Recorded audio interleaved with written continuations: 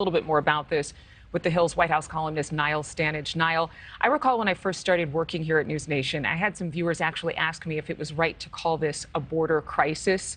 The Supreme Court is saying it is. What are the political implications of their decision to uphold Title 42 for now? I think the initial implication or consequence is that it will provide some relief from the kind of pressure that we've been seeing at the border. There was the expectation that Title 42 was going to fall. That led to migrants massing at the border with that expectation. There were reports of up to 20,000 migrants going to try and cross around El Paso alone.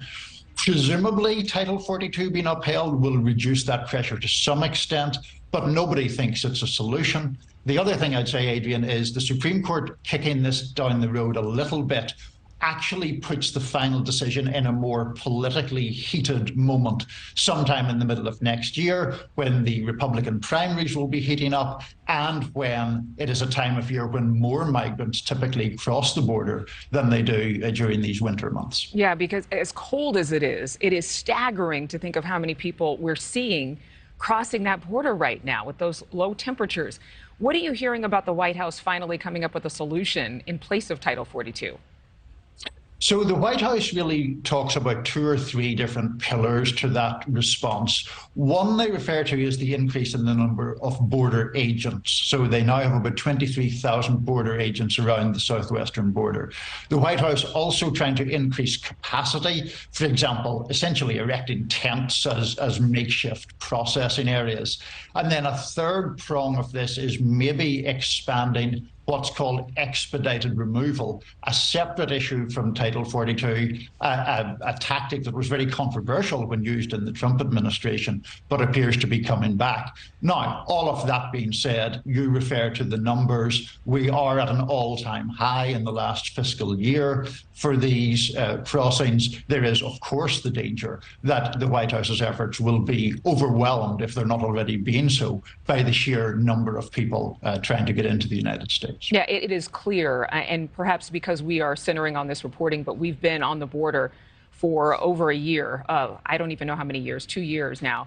And this is the most we've seen cross. In his dissent, Justice Neil Gorsuch saying the High Court should not be used as policy maker of last resort. Can you talk a little bit more about that and how notable it was that he was joined in his dissent by Justice Ketanji Brown Jackson? I think to take the second part first, Adrienne, it was very notable. Ketanji Brown Jackson and Neil Gorsuch are a pretty odd ideological couple, but it speaks, I think, to the frustration with how Title 42 is being used, or perhaps having to be used, in the absence of any legislative solution.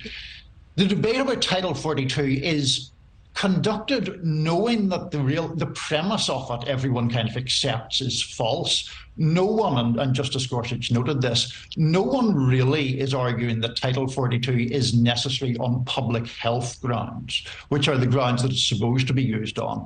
It's been used as an immigration enforcement measure.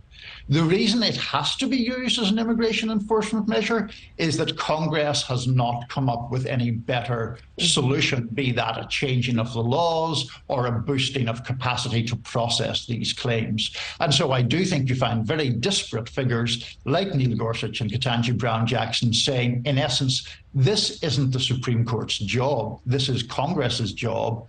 Do your job. Yeah, and I've heard President Biden in the administration actually point the finger at Congress for not coming up with any immigration policy. Niall Stanage, thank you. Thank you for watching. Go to newsnationnow.com to find NewsNation on your television provider. And don't forget to click the red subscribe button below to get more of NewsNation's fact-driven, unbiased coverage.